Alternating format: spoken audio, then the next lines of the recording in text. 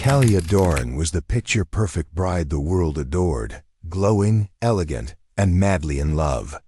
Braden Fell was the quiet, mysterious husband with a past no one questioned. But within 72 hours of saying, "I do," Callia vanished without a trace, and Braden returned from their honeymoon alone. As her sister Yara Quinn pushed for answers and Deputy Mace Breyer uncovered chilling clues, the truth behind the smiling photos unraveled, revealing that not all vows are made to be kept, and not every bride gets to come home. ChatGPT, said Callia. Dorn had built a life that millions envied. Her social media feed was a gallery of dreamy sunsets, designer outfits, and handwritten notes from a fiancé everyone assumed was the man of her dreams. She had transformed herself from a small town girl in Arizona into a brand, one that sold beauty, lifestyle, and the illusion of perfect happiness. When she announced her wedding to Braden Fell, her followers erupted in celebration. The man was handsome in a quiet, unassuming way. He rarely appeared in photos, never posted online, and seemed to prefer the background.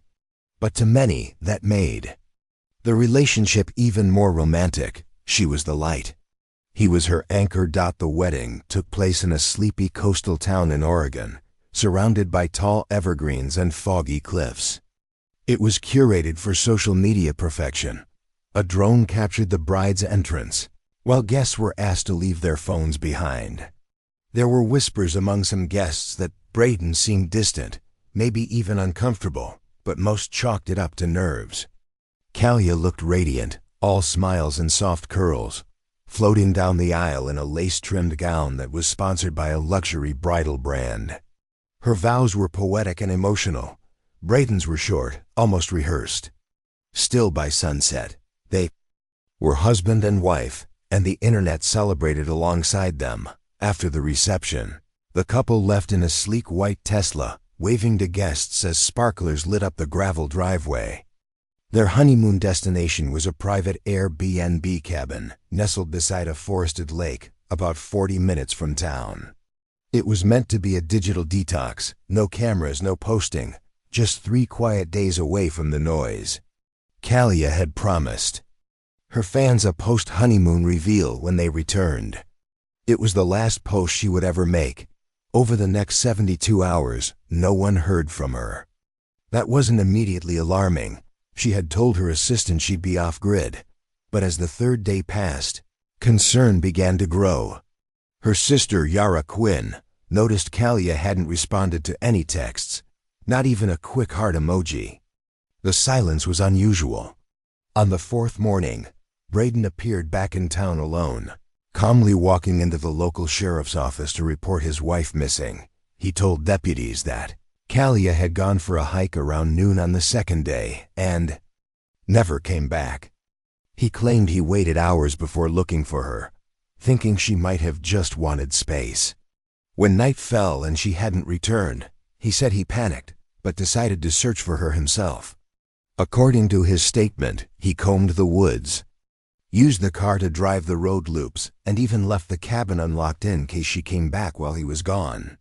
When all of that failed, he drove into town to get help. At first, his story seemed plausible. The area around the lake was thick with forest and known for sudden drops and unmarked trails. It wasn't impossible that someone could get lost or injured. But Deputy Mace Breyer, who had worked in that county for over a decade, had a gut feeling that something was off. He noted Braden's demeanor, strangely calm, even distant. Most husbands in similar situations were desperate, frantic, almost incapable of clear thought. Braden was methodical, factual, and unemotional. A search party was quickly organized. Volunteers, police dogs, and a local SAR team combed the woods for 2 days. No trace of Callia was found. Not a shoe. Not a phone. Not even a broken twig or scrap of fabric. It was as if she had vanished into thin air. As the hours stretched on, so did the whispers. Whispers that maybe the bride hadn't gotten lost. Maybe she had never even left the cabin, and back in the Airbnb, the linens had been washed, the fireplace scrubbed clean, and the guest book left unsigned. For a couple meant to be celebrating the happiest days of their lives, there was no sign they had been happy, or even together. Braden Fell's report was officially filed at 8:42 a.m., and by noon, his wife's disappearance had already drawn the attention of the entire town.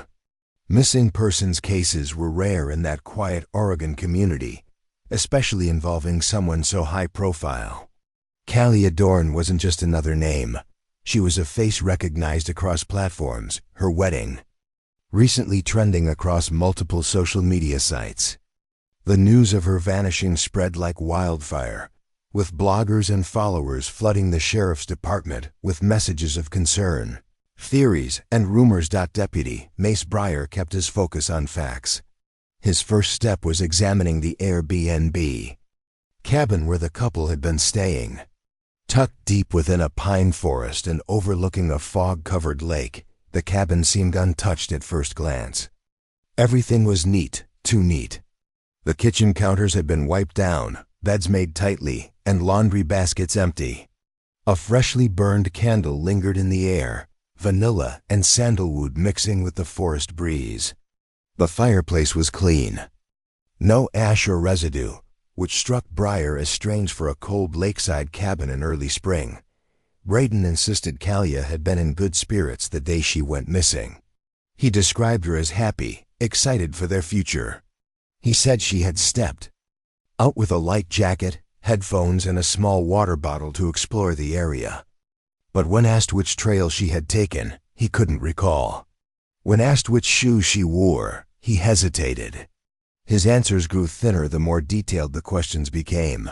Callia's sister, Yara Quinn, arrived the next morning. She had been watching the situation unfold from Los Angeles, and by the time her flight landed, she was already boiling with questions. She knew Callia better than anyone. Her sister didn't hike, didn't even like the woods. She had an aversion to dirt and bugs, and had once cried over a broken nail during a beach shoot. The idea that she had willingly gone hiking alone in an unfamiliar forest was absurd to Y.A. Joe. Deputy Breyer listened closely as Yara explained all the little things that didn't add up. Callia never left the house without texting someone. She posted multiple times a day unless she was sick or asleep. Even during their short getaways, she would at least drop a photo or a story update. Yara also noted that the last message Callia sent her was odd. It simply said, "All okay," with no emojis, something Callia never did. Her texts were usually full of hearts, stars, or dramatic punctuation. This message felt cold. Investigators pulled nearby surveillance from gas stations and roadside cameras. They spotted the couple's Tesla arriving at the cabin, Braden at the wheel and Callia in the passenger seat, smiling faintly. 3 days later, the Tesla reappeared, but this time Braden was alone. No camera ever caught Callia leaving on foot or by car. Braden allowed police to search his phone. It showed he had used Google Maps to look up local trails, including some dangerous and remote ones. But there were no outgoing texts to Callia. Strangely, her phone pinged once after she was reportedly missing. It had connected to a nearby cell tower at 3:18 a.m., hours after Braden claimed to have searched for her. After that, it went silent. Search teams pushed deeper into the woods, using drones, dogs, and infrared scanners. Still nothing, not a dropped item, not a single clue. Some began to wonder if Callia had ever gone into the woods at all. Maybe she had been gone long before Braden ever reported it. The timeline was flimsy, relying solely on his word. The Airbnb host, Zane Merrick, came forward quietly. He mentioned seeing Braden outside near the woods late at night, shovel in hand. At the time, Zane thought he was gathering firewood or clearing space for a fire pit. Now the memory unsettled him. He hadn't seen the bride once during their entire stay. Back at the sheriff's office, Deputy Breyer stared at the caseboard. Photos of Callia's smiling face pinned beside a map of the woods. There were too many blank spaces, Too many loose ends. One thing, however, was becoming more clear. Callia hadn't vanished into nature. She had disappeared into silence, and someone, maybe the man she had just married, was making sure it stayed that way. The investigation into Callia Dorn's disappearance intensified as local law enforcement widened their focus from the forest to the man who had last seen her alive. Braden Fell, who initially appeared cooperative, was slowly revealing cracks in his story. Deputies revisited his timeline, questioning every detail of the 3 days he claimed to have spent honeymooning with Callia in isolation. But more unsettling than the gaps in his account were the secrets he had kept hidden before the wedding even took place. A background check revealed something strange. Braden Fell hadn't existed until 4 years ago. Prior to that, he was known as Brennan Sharp, a name tied to a different state, different job, and most importantly, a different woman, a woman who had also disappeared. The previous girlfriend had vanished during a cruise to Mexico. Her body was found weeks later, floating near the Gulf, ruled an accidental drowning. Brennan had been questioned but never charged. The case went cold. No foul play had been confirmed. But there had always been whispers that something wasn't right. Now, with his new identity and a second woman gone, those whispers grew louder. Our Quinn, driven by grief and suspicion, began to search through Callia's personal files. She found something buried deep in her sister's cloud storage, an unposted video. It was raw, shaky, and appeared to be filmed inside a bathroom. Callia's voice hushed. She looked exhausted and afraid. In the clip, she spoke about her growing doubts. She said she'd uncovered inconsistencies in Braden's past, and that he'd become controlling in recent weeks. She hadn't posted the video, likely trying to protect her public image, but it was clear Callia had been planning to leave him. Digital forensics confirmed that Callia had searched for divorce lawyers just a week before the wedding. She had also sent encrypted messages to her assistant, hinting that she felt trapped and unsure about the honeymoon. No one had taken the messages seriously at the time. They had seemed like harmless wedding nerves, but now they read like warnings. Investigators turned to the cabin security systems. The Airbnb, owned by Zane Merrick, had outdoor motion sensors, which revealed something disturbing. On the second night of the couple's stay, there was a spike in movement around 2:40 a.m. near the tree line. Someone had been outside moving back and forth from the cabin to the woods for nearly an hour. The motion pattern suggested repeated trips to the same area. When asked about this, Braden claimed he had been unable to sleep and went out for fresh air. But in the rainy, cold forest, with no coat or flashlight, his story sounded thin. Meanwhile, the crime lab returned preliminary results from hair samples found in a discarded trash bag behind the cabin. The hair matched Callia's, and it was clumped with dried blood. Inside the bag were other unsettling items: torn fabric, a cracked phone case, and what appeared to be a broken fingernail with dried polish still on it. These were not the belongings of someone who had gone for a casual hike. Deputy Breyer brought Braden in for more questioning. This time, he was less calm, less confident.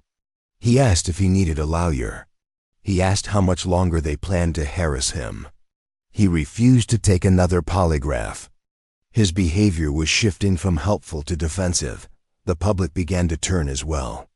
Callia's fans flooded the internet with theories, dissecting old photos and videos, convinced Braden had shown signs of control and manipulation from the start. Clips of him standing too close or looking away from the camera were now seen as sinister. With each passing day, the image of a newlywed husband desperate to find his missing wife faded. In its place stood a man with a vanishing past, a suspicious present, and a history that was beginning to catch up with him. The fairy tale wedding was unraveling fast, and investigators were certain of one thing: Callia Dorn didn't run away. Someone had wanted her gone, and that someone had shared her honeymoon bed. The search for Callia Dorn entered its third week, and investigators were no longer treating it as a missing persons case. Every piece of new evidence pointed toward foul play. Deputy Mace Breyer coordinated with cadaver dog units and forensic teams to re-examine the area surrounding the Airbnb. The dense woods had initially provided too much ground to cover, but now with digital timestamps, motion sensor data, and Braden's shifting timeline, the search was focused on a specific area, a patch of trees behind the cabin where movement had been recorded at odd hours on the second night that it didn't take long for the cadaver dogs to pick up a scent, roughly 120 yards into the woods. Just beyond a shallow slope, a freshly disturbed patch of soil was uncovered. It had been disguised under a layer of branches and pine needles, as if someone had tried to mimic the natural forest floor. The soil was looser than its surroundings, and underneath it, buried just 2 feet down, investigators found what was left of a satin bridal sash, a section of torn lace and strands of long blonde hair knotted around a broken hair clip. No full body was discovered, but what they did find was enough to confirm a grim reality. Callia hadn't disappeared. She had been hidden. Back at the lab, the recovered hair was matched to Callia. Traces of blood were also found on the fabric, and the satin sash had ligature marks that suggested strangulation. There were faint skin cells embedded in the fabric, later identified as a partial match to Braden Fell. Despite these findings, Braden maintained his story. He insisted he had no idea how the items ended up buried in the woods. He claimed and Callia had argued, and she stormed off into the forest. He thought she'd cool off and come back. He admitted to going out late at night, but said he was searching for her, not hiding anything. The evidence, however, said otherwise. Investigators retrieved data from Braden's smartwatch, a device he wore religiously. The health app had recorded a sharp, erratic spike in heart rate during a 22-minute period just after midnight on the second day of their stay. Around that same time, his GPS movement showed him exiting the cabin, staying within a small radius of trees, then returning shortly after. This was the same time frame when motion sensors had picked up activity, and it aligned with what the cadaver dogs found. Furthermore, Callia's phone had gone offline not during the day, as Braden had claimed, but in the early morning hours of that second day, within minutes of his recorded heart rate spike. Forensic techs recovered fragments of data from her cloud account, showing that an encrypted file had been deleted remotely. It appeared to be a message draft, possibly her final thoughts, never sent. The final piece of the puzzle came from a neighbor's security camera. Positioned far across the lake, the lens barely caught the cabin, but on the second night, it recorded faint flashes of movement. A tall figure, male, alone, was seen dragging something through the trees just after 3 a.m. With mounting evidence, detectives returned to confront Braden. This time, his answers were short, defensive. When presented with the forensic match on the bridal sash and the smartwatch data, he fell silent. His lawyer requested an immediate end to questioning. Prosecutors began building a murder case. What began as a missing person investigation had turned into a homicide, with technology, instinct, and digital footprints unmasking a carefully staged lie. The romantic cabin, the perfect wedding, the curated honeymoon, all of it had been a performance, and as the truth surfaced from the dirt, so did the horror of what had actually happened in those 72 hours. Callia Doran had walked into that cabin as a wife, full of dreams and doubt. She never walked out again. Braden Fell was arrested quietly at dawn. There were no sirens, no dramatic foot chase. Officers arrived at the rental property where he had remained since filing the missing persons report and placed him in handcuffs as he stepped out onto the porch. His expression was blank, his eyes sunken. The man once seen smiling stiffly beside his new bride was now being charged with her murder. As the media caught wind of the arrest, headlines exploded across news outlets and social platforms. The fairy tale had officially collapsed. In the courtroom, Braden sat motionless as the charges were read. Second-degree murder, obstruction of justice, and tampering with evidence. The prosecution wasted no time presenting the sequence of events. According to their timeline, Braden killed Callia in the early hours of the second night, after she confronted him with doubts about the marriage. The motive was a mix of control, resentment, and fear. Callia had become more suspicious, possibly close to uncovering his previous identity.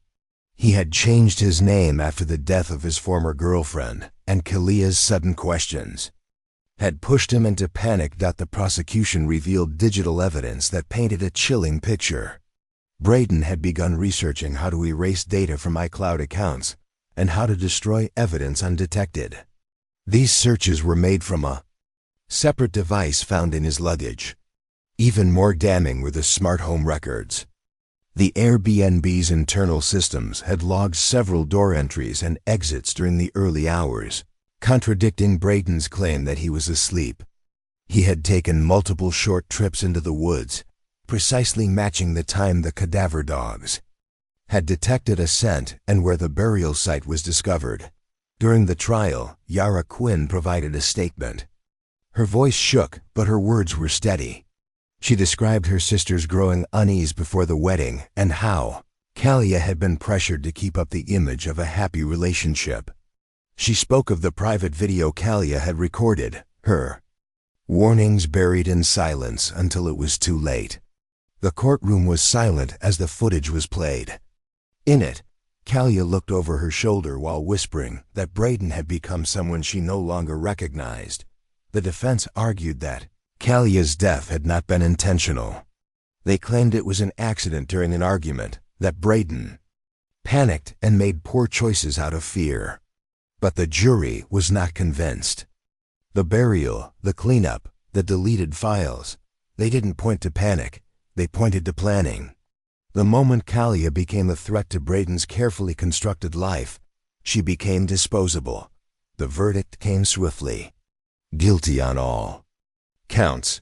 Braden Fell, born Brennan Sharp, was sentenced to life in prison without the possibility of parole. He would spend the rest of his days in a maximum security facility. A man remembered not as a loving husband, but as a predator who hid behind silence and manipulation. The courtroom was packed during sentencing, with reporters, family members, and curious spectators all present to watch the final chapter unfold. In the weeks that followed, Callia's funeral was held in Arizona. Her family chose not to make it public. They didn't want influencers, cameras, or attention. They wanted peace for a daughter, a sister, and a woman who had lived in a spotlight she could never fully escape.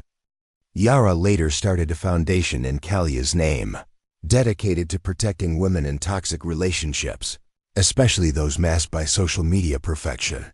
What began as a beautiful wedding, celebrated by millions, ended with a single truth. Image means nothing when danger lives behind the lens. Callia Dorn's story served as a warning. Not all love is love, and not every honeymoon is meant to return home from.